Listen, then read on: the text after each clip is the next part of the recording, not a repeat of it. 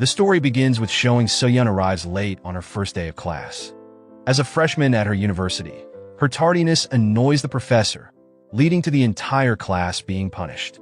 Despite this, one student can't seem to take his eyes off her. His name is Sung-min, and he spends the whole lecture stealing glances at Soyeon. Later that day, Sung-min finds himself on the same bus as Soyeon. He feels a rush of excitement, thinking this might be his chance to experience love. But his nervousness gets the best of him when Soyeon catches him staring.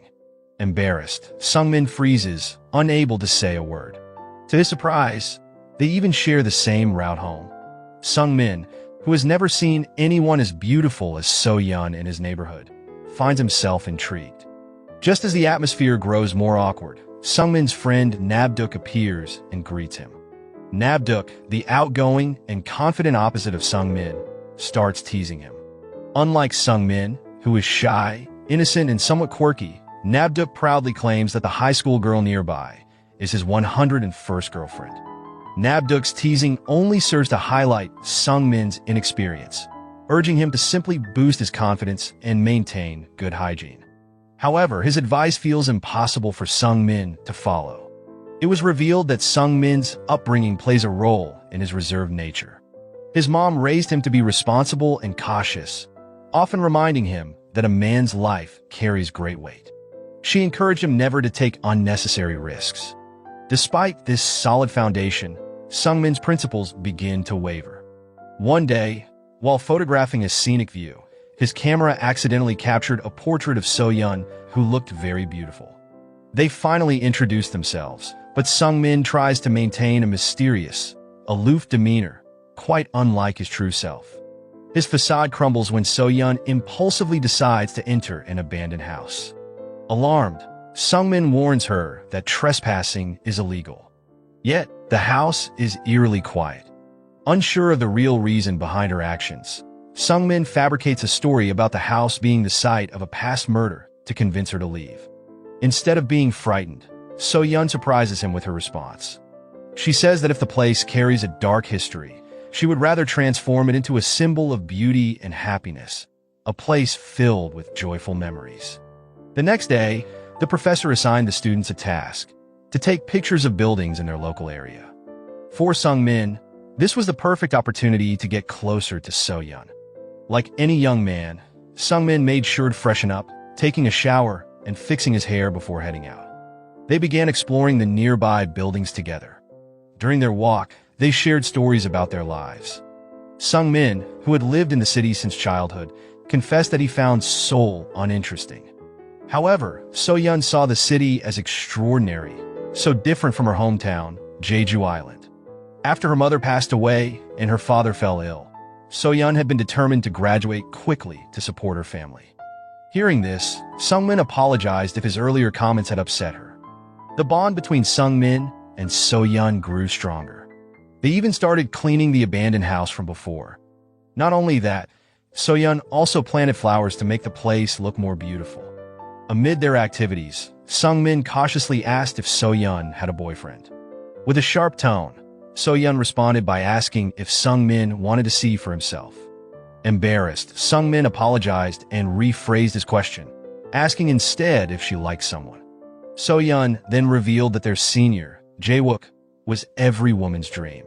He was handsome, tall, charming, smart, a genius, wealthy, and an architecture student. In response, Sung-min jokingly mentioned that he too was an engineering student. But Soyeon bluntly pointed out that unlike Jae-wook, Sung-min was poor and not particularly attractive. Her candid remark left Sung-min both amused and a little disheartened. That night, Sung-min shared his thoughts with Nabduk. He confessed that his life lately felt strange and occasionally overwhelming. Nabduk was thrilled to learn that his friend had fallen in love. Nabduk then asked Sung-min to describe the girl he liked. As a result, Sung-min shyly admitted that she was sweet and funny, but he didn't know how to win her heart. Hearing this, Nabduk began teaching him step by step how to approach a girl. Love wasn't as hard as Sung-min thought. It only required confidence. However, since Sung-min was slightly drunk that night, the only advice he remembered was be confident. The next day, Sung-min mustered the courage to ask Soyeon on a date, coinciding with the start of summer break. With determination, Sungmin took Soyeon for a walk along the train tracks, which Soyeon seemed genuinely happy. At one moment, she mentioned that it was her birthday, November 11th, and offered to treat Sungmin to a meal to celebrate. While eating, Sungmin asked about her dreams, where Soyeon enthusiastically shared her aspiration to become a successful broadcaster and marry a wealthy man. Her response stunned Sungmin. Yet he boldly declared that if he became a successful architect one day, he would build her a house. Soyeon even sketched her dream home, which delighted Sungmin. After spending the day together, they decided to head home. At the bus stop, Soyeon suddenly fell asleep on Sungmin's shoulder. For a moment, Sungmin was mesmerized by her beauty. He had never been this close to a girl before. Slowly but surely, Soyeon's head leaned closer to his, and they shared a kiss. Overwhelmed with joy, Sungmin proudly boasted about the kiss to Nabduk. He admitted it was his first kiss, but Nabduk teasingly asked if Soyeon's tongue was involved. In response, Sungmin shared with Nabduk that he kissed Soyeon while she was asleep. Confused, Sungmin asked whether a kiss required the use of the tongue or if it only counted if the person was awake. Annoyed, Nabduk explained that a simple lip-to-lip kiss was just a friendly kiss. As the new semester began, Soyeon had the chance to become a campus broadcaster. That day, Sungmin eagerly listened to her broadcast. When he tried to ask her to walk home together, he discovered that Soyeon was already with Jae-wook, and they planned to leave together. Unwilling to let Jae-wook steal the girl he admired, Sungmin decided to join them. During the walk, Sungmin couldn't hide his irritation as he watched Soyeon and Jae-wook chatting and laughing together. His frustration only grew when Jae-wook asked if there was anything between them, and Soyeon replied that Sungmin was her closest friend. As a result, Sungmin quickly added that he couldn't possibly have feelings for her. After all, if they were to date, he wouldn't be able to afford to take care of her. Hearing this, Jae-wook laughed and mocked Sungmin for his shabby clothes, saying he looked like a beggar. Deeply offended, Sungmin demanded to be dropped off immediately. At home, Sungmin vented his frustration to his mother. Angry, he questioned why all the clothes she bought for him looked so awful. His mother defended herself, insisting that the clothes were perfectly fine. Still upset, Sungmin stormed out, claiming that his mother never understood him. Sungmin then went to meet Nabduk and shared his grievances, where he lamented that Soyeon never saw him as someone she could love and suspected that she had already fallen for Jae-wook. While Sungmin admitted he couldn't compare to Jae-wook in terms of looks or wealth, Nabduk dismissed his negativity. He reminded Sungmin that the bold ones win the hearts of the beautiful. If Sungmin didn't confess his feelings, he would have to accept losing her forever. In the end, Nabduk encouraged him to wait for the first snowfall of the year. He told Sungmin that confessing his love on the first snowy day would be incredibly romantic. The next morning, Soyeon asked Sungmin for help with moving. She had decided to relocate to a place closer to campus, as her previous home was too far away. Although small, the new place felt like a fresh start for Soyeon. While unpacking, Soyeon showed Sungmin photos from her childhood and expressed how much she missed home. However, she admitted that going back wasn't an option. She needed to succeed and change her family's life. Her words deeply moved Sungmin, who realized that the girl he admired wasn't just beautiful, but also incredibly strong and inspiring. Before leaving, Sungmin didn't forget to mention that when the first snow fell, he wanted to meet Soyeon at their usual spot, the abandoned house. He had something important he wanted to tell her. The next morning, Sungmin was absent from class.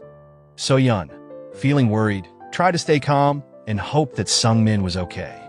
Later that day, as she was about to head home, Jae-wook stopped her and invited her to go out.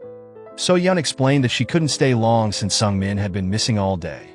Jae-wook reassured her, saying they could look for him together later. Unbeknownst to Soyeon, Sungmin had skipped class to finish building a miniature version of her dream house. Using the sketch she had drawn, he managed to complete it in just one day. However, Jae-wook had taken Soyeon to a bar that evening. Soyeon repeatedly tried calling Sungmin, but his phone had run out of battery. Jae-wook, noticing her distraction, urged her to enjoy the night instead. Meanwhile, Sungmin waited anxiously for Soyeon to return. When she finally did, his happiness turned to heartbreak. So-yeon arrived home drunk, leaning on Jae-wook for support. Jae-wook held her close as she stumbled, almost kissing her before helping her into her room. The door locked behind them, and no sound came from the room except for muffled breathing. Sung-min stood frozen, his heart shattered. Unable to process what he had just witnessed, he left, overwhelmed with mixed emotions, disappointment and sadness consuming him. For the first time, dark thoughts clouded his mind. Sung-min wished So-yeon would disappear from his life forever. Walking home alone, he vowed never to fall in love again. Days passed, and during that time, Sung-min cut all contact with So-yeon. Confused and hurt, So-yeon eventually confronted him, asking why he had suddenly distanced himself and disappeared from her life. However, Sung-min only gave her a cold and blunt response. He told her that he no longer wanted to see her. Her presence, her smile, and her laughter, all of it made him angry and resentful. He admitted that being around her only brought him pain and sorrow. Sung-min pleaded for them to live their own separate lives, walking their paths without crossing each other's again. In the end, he asked So-yeon to stay out of his life entirely. That same day, the first snow began to fall. Remembering their promise, So-yeon went to the abandoned house, hoping to meet Sung-min. She waited for hours in the cold, but he never came.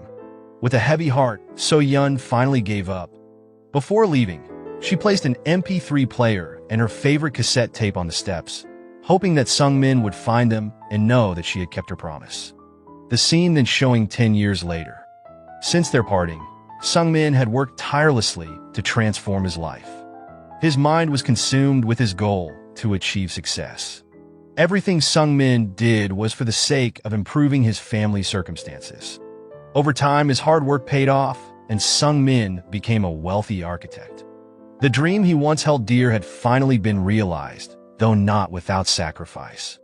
However, ever since that day, Sung-min developed a dependency in smoking that he could never shake. It became an ingrained habit, so much so that his assistant and fiancée, Eun-chae, often reprimanded him. She warned that if he continued, it could drive away potential clients who might find it unpleasant to visit their office. But Sung-min dismissed her concerns, insisting that smoking didn't affect his work. He confidently claimed that if clients were bothered, they could find another architect. Losing a few clients wouldn't leave him struggling for money. One day, an employee interrupted with news that a client from Jeju specifically requested Sung-min to design her house, and the client was So-yeon. At first, Sung-min barely recognized her name. Time had blurred many memories, including those of people he once knew. But as the name sank in, Sung-min recalled So-yeon as one of his old friends. When they met, So-yeon wasted no time with small talk. She explained that she wanted to build a house on Jeju Island and insisted that Sung-min be the one to design it. Initially, Sung-min hesitated. He was already occupied with another project that needed urgent completion. However, his colleague, Koo-young, offered to handle the ongoing project, allowing Sung-min to take on So-yeon's proposal. They later met at a cafe to discuss the details. During their conversation, Sung-min tried to piece together their shared past and asked So-yeon about her life now. So-yeon revealed that she had achieved success, though not as a broadcaster like she had once dreamed. Instead, she had married a wealthy businessman. With her husband's support, she now had the means to build the home she envisioned. No matter the cost, So-yeon assured Sung-min she would pay whatever he charged.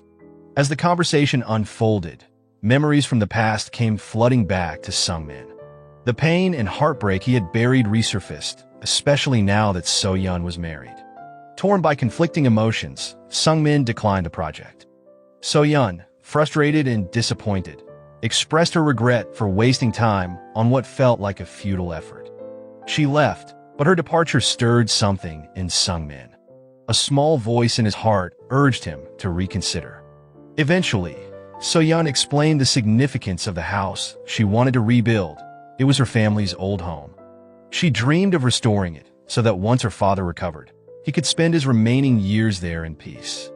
When Sung-min inspected the structure of the house, he remarked that it was still sturdy. He explained that renovating it would be better than rebuilding it entirely.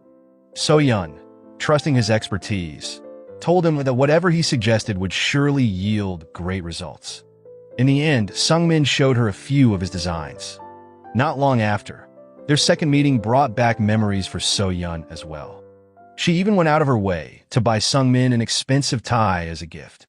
However, she realized she needed to maintain some distance, especially after Sungmin introduced her to Eunchae. During their meeting, Eunchae shared that after completing this project, she and Sungmin planned to get married and move to America. Deeply in love with Sungmin, Eunchae expressed her desire to ensure he never felt abandoned or discarded as he had in the past. Sungmin had once bitterly mentioned that the woman who had left him deserved to die. Hearing this, So-yeon fell silent, burdened with guilt, realizing that Eunchae might have been referring to her. As the project began, So-yeon hesitantly asked Sungmin if the woman he mentioned was her. Sungmin stayed silent, avoiding the question. Even when So-yeon asked again as he prepared to leave for Seoul, his emotions boiled over. Sungmin vented his frustrations, accusing So-yeon of only understanding happiness and failing to grasp the struggles he had endured. So-yeon, growing emotional herself, argued that Sungmin had never given her a chance to explain. After their argument subsided, Sungmin apologized to Eunchae for postponing their flight, citing an issue with the project. One evening, a half-conscious So-yeon confided in Sungmin, revealing that her life had never truly been happy. Despite her wealth and luxurious lifestyle, she admitted to feeling empty inside. So-yeon then shared a painful truth where she had divorced her husband a year ago. She revealed that she had never loved him and had married solely for his money. Tearfully, she called herself a worthless woman, undeserving of anything better, echoing Sungmin's harsh words from the past. Overwhelmed, So-yeon broke down, screaming in frustration. Sungmin gently embraced her, whispering for her to stay calm. He assured her that he would remain until the project was completed. One night, the hospital called with news that So-yeon's father's condition had worsened. So-yeon rushed to his side, reassuring him that their house was being rebuilt and promising that once he recovered, it would look even better than before. The next morning, So-yeon returned to the renovation site. During a break, she invited Sungmin for a walk around her village. Playfully, she asked if he remembered the significance of the day. Smiling, Sungmin guessed correctly as it was November 11th, her birthday. As a gesture of gratitude, So-yeon promised to treat Sungmin to a meal in celebration. During their conversation, So-yeon asked if they could adjust the house design to include a piano. While it was a challenging request, given the stage of construction, she emphasized it was for her father. So-yeon explained how much her father loved hearing her play the piano. She then revealed a heartbreaking truth that her father didn't have much time left. It was revealed that So-yeon simply wanted to create one last cherished memory for her father. However, her request was met with strong opposition from Eunchae. She argued that demolishing and redesigning the space would take too long, reminding Sungmin of their wedding next month. Despite this, Sungmin was determined to fulfill So-yeon's request. He promised it wouldn't delay the project significantly. When Koo-young offered to take over, Sungmin firmly declined. He insisted on completing the project with his own hands. Sometime later, the house was finally finished, even ahead of schedule. So-yeon began moving in and expressed her heartfelt gratitude to Sungmin for his dedication. She admired how the house had turned out, beautiful, spacious, and far beyond her expectations. So-yeon was certain her father would be overjoyed when he returned. However, as Sungmin prepared to say goodbye, he stumbled upon something unexpected, the miniature house he had crafted for So-yeon years ago. The sight brought back memories Sungmin had tried to bury. Overwhelmed by emotions, he lashed out, venting his long-suppressed anger. So-yeon defended herself, explaining that she had kept it because it meant so much to her. She admitted her mistakes from the past, but insisted there was more Sungmin needed to understand. She recounted the incident with Jae-wook, explaining how she had fought him off, even slapping him when he tried to violate her. In that moment, she had desperately hoped Sungmin would come and save her. Instead, she received his cold farewell. From that day, So-yeon had hated Sungmin, but no matter how strong her resentment was, it could never outweigh the love she still felt for him. She revealed that Sungmin had always been her first love. Hearing this, Sungmin was left speechless, realizing that everything he had believed about their past was wrong. Despite their unresolved feelings, Sungmin and So-yeon decided to part ways and move on with their lives. Sungmin returned to Eunchae, while So-yeon focused on caring for her father. Even so, So-yeon's emotions betrayed her when her father accidentally came across a photo of Sungmin on her phone. When he asked about the man, So-yeon simply replied that he was just a friend. Meanwhile, though Sungmin was physically with Eunchae, his thoughts and heart remained with So-yeon, his first and greatest love. Struggling with his inner turmoil, Sungmin visited his mother and asked her to move to America with him. But his mother declined, handing him some money and explaining her attachment to their home. She had spent her whole life there, from her wedding day to hearing her child's first cry. She wanted to spend her last days in the same place where she had created so many precious memories. In the end, his mother told Sungmin that she was grateful and content with everything life and God had given her, finding joy in the simplicity of her existence. Unexpectedly, Sungmin's mother still wore the clothes he had discarded. Seeing this, Sungmin stayed silent as she spoke, her voice filled with wisdom. She told him that God always knows what is best for his creations. Sometimes, joy is a lesson in disguise, and other times, pain transforms into unexpected happiness. His mother then congratulated Sungmin on his upcoming wedding and reassured him that no matter how far he went, she would always be waiting for him to return home. Time passed, and Sungmin married Eunchae. The couple moved to America to begin their new life. Meanwhile, So-yeon settled into her renovated home with her father and started teaching piano lessons there. One day, a package arrived for So-yeon. Inside, she found an old MP3 player and her favorite cassette tape. Attached was a letter. It said that the person who had kept these items deeply loved her, Sungmin. In the letter, Sungmin thanked So-yeon for the memories they had shared together, their smiles, laughter, and the love they both felt for the first time in their lives. In the following lines, he expressed his regret. He apologized for never truly understanding So-yeon. He apologized for not showing up that night when she needed him most. He apologized for letting his pride overshadow his love. Finally, Sungmin asked for forgiveness for not being able to convey his feelings to her heart.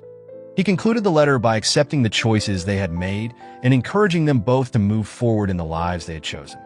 Moral lesson from the story: if life gives you heartbreak, just turn it into a house renovation project, because drywall never judges your feelings.